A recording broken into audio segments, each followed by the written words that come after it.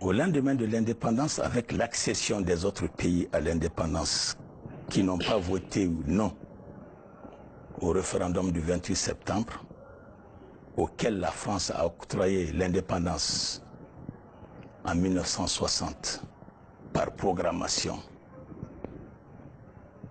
Cette vision, ces deux visions de la Guinée et de l'Afrique étaient sur le terrain. Le bloc de Casablanca, le groupe de Casablanca et le groupe de Monrovia. La Guinée appartenait au groupe de Casablanca, avec la bienveillance de Sa Majesté Mohamed V. Ossa Diefo Kwame Nkrumah faisait partie, Modibo Keïta faisait partie, c'était les ténors de ce groupe. C'est ce groupe auquel la Guinée appartenait qui a enclenché l'unité africaine. Notre hymne national insiste sur l'unité africaine. C'est la Guinée et à la Guinée seule que revient le privilège d'avoir sillonné tous les territoires pour convaincre de la nécessité de cette unité. En récompense donc... de la création de l'Organisation de l'Unité africaine. Bien sûr. OUA. Bien sûr. C'est en récompense pour ce travail gigantesque abattu par la Guinée qu'il nous a été offert le poste de secrétaire général de l'OUA. Bien que le groupe de Monrovia, certains de ce groupe, ne voulaient pas du tout de ça. Donc, on est allé à l'élection. Apiti, Sourou Mignan Apiti, il est du Dahomey, l'actuel Bénin, s'est présenté contre Téli, mais la diplomatie algérienne et la diplomatie marocaine à l'époque, des pays rodés parce que ayant accédé à la souveraineté avant nous, la Guinée a eu la chance. Ce que je veux dire à ce sujet, Téli n'était pas le choix du président Ahmed Sékou Touré. Le choix du président Ahmed Sékou Touré pour occuper ce poste était le général Lansana Gyané. Son caractère et sa vision politique qui s'assimilait au communisme féroce, il lui a été conseillé d'aller vers une personnalité plus souple qui a une vision plus ouverte. Téli était de ce lot. Il a été appelé de son poste des Nations Unies pour parachever les dernières démarches avec Sékou Touré. Et à l'élection, c'est lui qui a été présenté. Il a eu ce poste. J'en viens. C'est un sujet que vous évoquez. J'ai entendu Alain Foka parler. Je l'ai appelé sur son téléphone. Il était sur répondeur. Je lui ai laissé mon numéro de téléphone en lui demandant d'accepter de venir en Guinée pour parler de ce sujet avec les Guinéens, avec la conviction qu'il peut avoir plus. Téli a été un fonctionnaire à l'OUA dans les conditions que je viens d'évoquer. Téli aussi a perdu cette fonction, pas parce que le président Sékou Touré le voulait, non. Des témoins sont vivants. Moussa Traoré du Mali vit.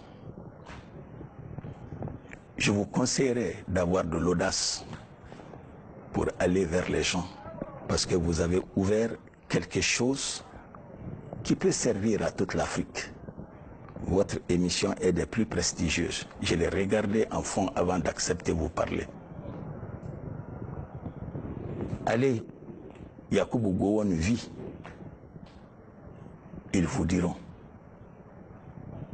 À la fin de son mandat, après avoir monopolisé plus de 10 ans le secrétariat général de l'OUA, l'Afrique dans sa totalité, divisée en francophones et en anglophones,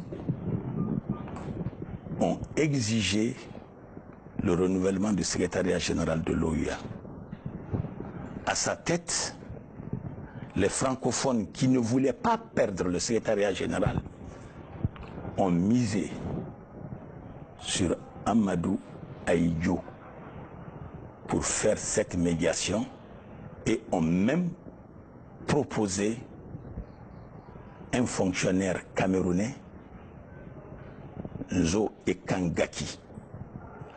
Au moment des faits, il était ministre des Travaux publics du Cameroun, avec lequel Ahidjo est venu en Guinée pour présenter la doléance de l'Afrique dans sa totalité, mais avec le souhait du groupe francophone de soutenir la candidature de Nzo Ekangaki. J'étais présent, comme vous êtes avec vos collaborateurs. Le président a dit, il n'y a pas de problème. Ce n'est pas une fonction propre à la Guinée. Si c'est l'Afrique francophone qu'ils demandent, ils ne peuvent avoir que notre soutien. C'est moi, encore moi, qui ai fait le message chiffré. Voilà un de mes rôles. C'est à ce niveau que je suis, quand c'est confidentiel.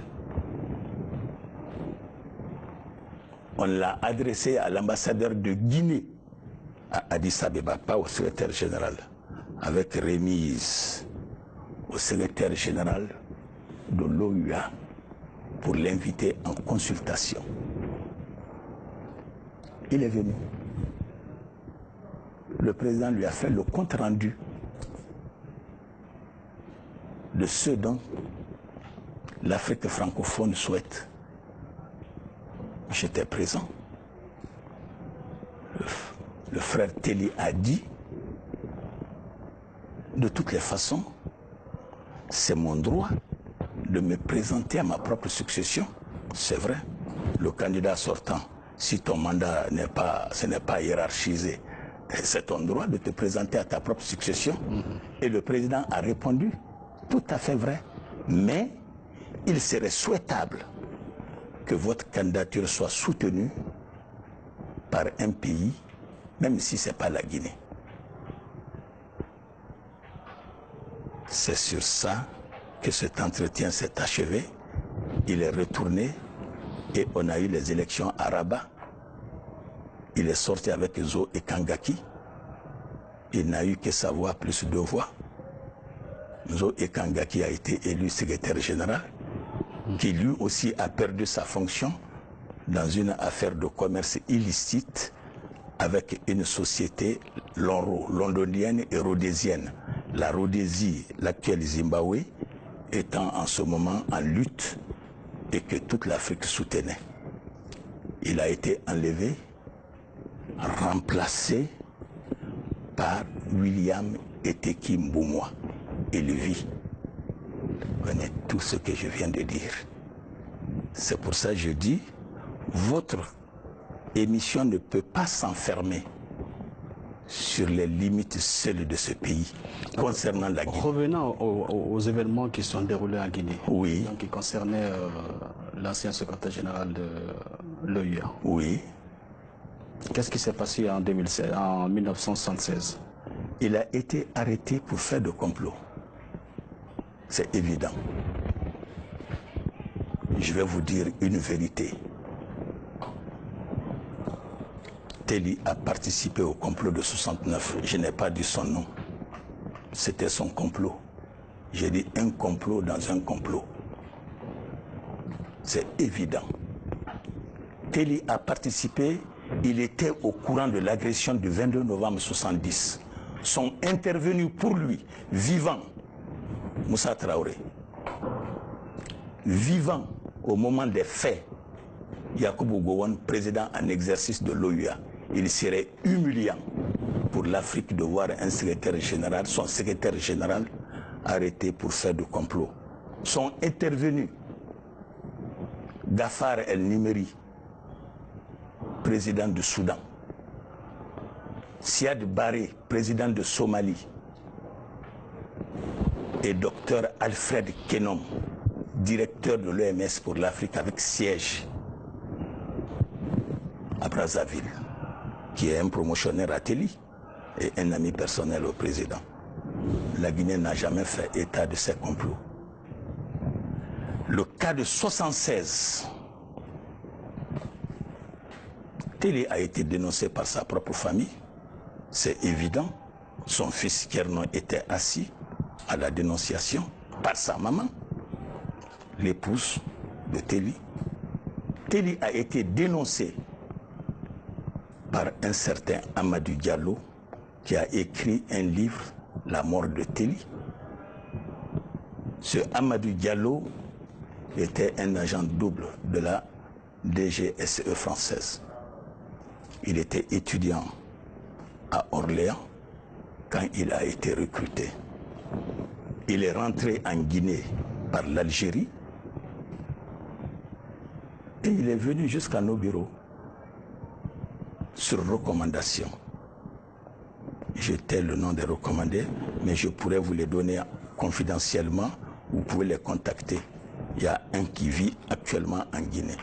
Vous pouvez le contacter et vous notifiera ce que je viens de dire.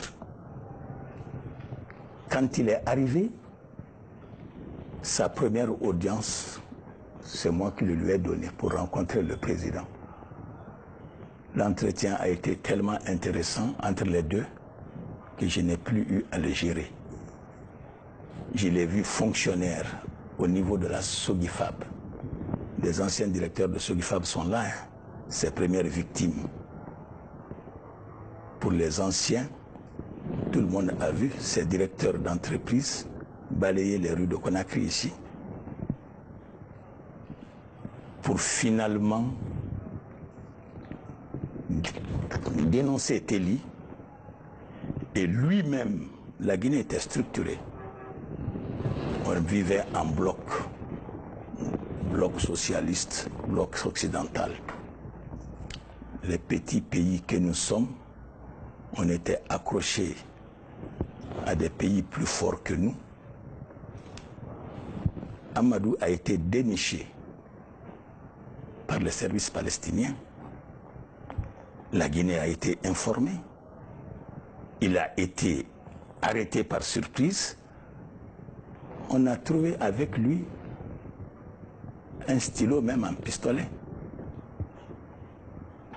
qu'il a déclaré être son arme, qu'il pouvait utiliser à temps utile pour abattre le président. C'est ce Amadou Diallo qui a dénoncé Téli. C'est ce Amadou Diallo qui a dénoncé le capitaine Lamine Kouyaté, officier d'ordonnance au moment des faits à la présidence de la République. C'est ce Amadou Diallo qui a dénoncé Sékou Filou Camara, un professeur de philosophie, au moment des faits, ambassadeur de Guinée à Alger. Voilà la réalité des choses. On n'a pas à s'en cacher. La vérité n'appartient à personne. J'ai dit, il y a des victimes malheureuses. Je le reconnais. Mais nier les complots guinéens, ça rentre dans le mépris. Nier aussi qu'il n'y a pas eu de victimes malheureuses, c'est encore nier la vérité. Je dis, je répète, malédiction à celui qui hérite de la haine, de la rancune et de la guerre et qui en fait un moyen de survie. La Guinée doit pouvoir se surpasser. D'accord, il y a eu un événement qui s'est déroulé... C'est un patrimoine historique, immatériel, commun à tous les Guinéens. Moi-même qui vous parle. Des parents à moi sont restés dans le Camboiro. Je suis le Benjamin. de la famille à laquelle appartient Ibrahima Diané, premier directeur général des douanes. Il a fait 8 ans au Kambouarou, il n'est pas resté. Je suis le neveu de Naramadi Diané, premier expert comptable, directeur de la Cour des comptes. Il est resté au Kambouarou. Il y a 2 enfants entre Sekou Netta Seck et moi, chez notre père. Il est resté dans le complot. Vous comprenez leur arrestation? Vous comprenez tout cela? Oui, je le confirme. Mon frère, paix à son âme, Ibrahima Diané, je salue son courage et son honnêteté. Il m'a dit Mbemba, ça veut dire grand-père. Je remercie Dieu d'être sorti de Boiro. Mais je reconnais que j'étais un agent de la DGSE. D'accord. Il y a des événements qui ont marqué l'histoire du PDG. Il y a notamment ce jour où le régime a été véritablement ébranlé. C'était le 27 août 1977 par la révolte des femmes. Est-ce que vous, de la police, vous avez été surpris par cela? Comment ça s'est passé? Comment vous avez géré? Ça, quand même, on a été surpris. Mais il faut comprendre que la Guinée a traversé les 2 ans qui précèdent 77. La Guinée a traversé des moments très difficiles. Shaitan 75, Shaitan 76. Les conditions de vie des Guinéens étaient très difficiles. C'est Shaitan qui avait rendu les conditions de vie difficiles ou bien la gestion du... La cherté de vie. D'où venait la cherté de vie? La cherté de... Vous savez... Le commerce avait été interdit, disons les mots. Il y avait beaucoup de restrictions en ce moment-là. Est-ce que ce n'est pas ce qui a généré cette situation un peu catastrophique, situation économique catastrophique dans les ménages au niveau national même? Non. D'accord. Le sac de riz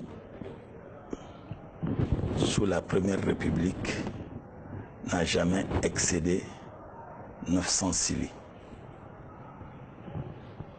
Chaque militant, de quelque hiérarchie qu'il soit, avait 9 kilos de riz par mois par personne et avait un carnet de ravitaillement. Le sucre était dedans, le lait était dedans, tout ce qui est nécessaire à la consommation était dedans. Notre position, malgré nos richesses, ne nous ont pas permis de nous développer. Il ne faut pas se tromper. La Guinée était coincée par-ci, par-là. La Côte d'Ivoire nous voulait la mort. Le Sénégal nous voulait la mort. Non, disons, le président, on avait maille à partir avec le président sénégalais, avec le président ivoirien. Attendez. Non, je ne veux pas qu'on résume au peuple sénégalais, au peuple ivoirien. Non, voilà, vous dissertez mal. Voilà. Mais la direction des affaires appartient à qui? Voilà, au président. Et quand le président exerce le pouvoir, d'accord. La gestion des frontières, le déploiement des unités de défense, c'est le peuple. Ça, c'est le responsable du peuple qui fait. Nous voulons fermer les frontières tout de suite, ce n'est pas le peuple qui va fermer. Il suffit un acte administratif. C'est ça la réalité des choses. Donc notre situation géographique... Notre situation était de la survie, parce qu'on était entré qu'avec des ennemis. Et nous avions hébergé tous les mouvements de libération, y compris le PAIGC qui avait sa base en Guinée. Tous les autres mouvements, le MPLA, le Neto, le Frélimo, le SWAPO, l'ANC, tous gravitaient ici. La Guinée était une menace pour l'Occident. D'ailleurs, Les raisons économiques et les raisons politiques, on peut les évoquer dans ce débat, qui ont amené cette agression. Pourquoi le Portugal? Parce que tout simplement le Portugal trouvait intérêt à finir définitivement avec le PAIGC qui était là. Amilcar Cabral était avec nous, Aristides Pereira était nous, Nino même était là, Tchoun était là, etc., etc., etc. Tous les dirigeants du PAIGC étaient ici. On a même participé au combat. C'est un des prestiges qu'a tiré le président Conté quand il était simple soldat sur les fonds, commandant du camp de Boki. Donc, on était coincés de partout. On a survécu par troc. La richesse de la Guinée a été troquée pour que nous obtenions. Le litre d'essence était à 10 cili, 100 francs, base normale. Mais dans ça, il faut le reconnaître, il y avait le trafic. Chétan, c'était le trafiquant? Non, la période a été baptisée de Chétan, ça touche les trafiquants, qui prenaient justement ces importations destinées à la population pour être vendues hors du territoire des fois par personnes interposées à l'intérieur du pays. Donc, cette lutte a permis de bloquer la circulation des grains entre Conakry et l'intérieur, si ce n'est pas de façon officielle. Il est évident que cela a amené la rareté. Pourquoi j'ai dit qu'on a été surpris par le 27 août? C'est un paquet de sucre qu'une bonne dame avec son bébé avait au marché Mbalia. Un milicien s'est attaqué à elle pour ce paquet de sucre. Son bébé a failli tomber. Ça a généré une révolte au marché et les femmes se sont dirigées directement sur la présidente de la République. C'était un prétexte, quoi. Il y a quelque chose... C'est ce que j'ai dit, la cherté qui les résume. Ouais. J'ai dit, vous ne pouvez pas expliquer le 27 août sans parler de Chétan 75, Chétan 76, qui sont l'expression de